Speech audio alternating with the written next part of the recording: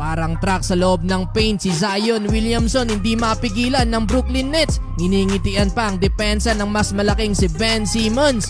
New Orleans Pelicans versus Brooklyn Nets ang pagbabalik regular season nila Zion Williamson at ni Ben Simmons. Sino kaya sa kanila ang unang makakakuha ng panalo mga bro? Starting 5 ng Pelicans ay pinangungunahan ng kanilang Big 3, McCollum, Ingram, Zion, habang sa Brooklyn, KD, Kyrie at Ben Simmons. So start of opening quarter, early 7-0 run by Pelicans. Gandang setup play mula kay Zion to Valanciunas. Nabura na lang yung run na yan mula sa steal ni Kyrie Irving para sa first regular season points ni Ben Simmons under 7 minutes.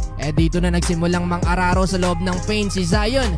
Kumana siya ng 6 straight points kahit ang mas malaking si Ben Simmons mga bro, hindi makaubra sa lapad at bigat nito ni Zion.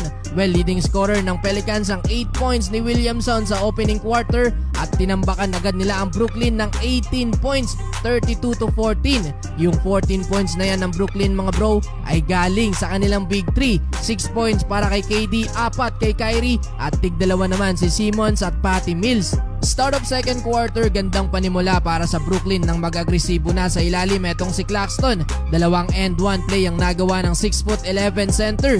Yan ang isa sa kakailanganing tulong nila KD at Kyrie. Well, naibaba nila sa single digit ang lead ng Pelicans nang mag-take over na itong si Durant. 15 points mula sa 4-time scoring champ sa second quarter. Pero 4 na sa starting 5 ng New Orleans ang may double figure.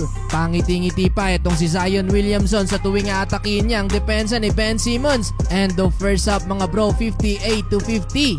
Entering of third quarter, hindi pa din talaga mapigilan sa ilalim etong si Zion, plus ang gaganda pa ng mga pasa ni CJ McCollum. 19 points na sa pagbabalik ni Zion sa third quarter. Lumobo na din sa higit 20 ang hinahabol ng Brooklyn Nets dahil yung Brandon Ingram mga bro nagpakawala pa ng 8 straight points. Ninitirahan niya na lang din ang depensa ni Kevin Durant. Mag-isang binubuhat ni Kevin Durant ang opensa ng Brooklyn Nets dahil off night ang shooting ngayon ni Kyrie Irving mga bro. 13 points pa lang ang meron si Kyrie sa third quarter, kaya naman nasa 20 pa din ang hinahabol nila mga bro, 98-78. Fourth and final quarter, pinaglaro pa ang Big 3 ng Brooklyn. Alley-oop to Kyrie to Ben Simmons. Yun nga lang, na-fouled out na naman si Ben 10 under 9 minute mark mga bro. Plus natawagan pa ng technical foul si Kyrie Irving. Dahil dyan, unti-unti na ngang nawala ang momentum sa Brooklyn Nets at nagpakawala pa ng dunk etong si Zion Williamson.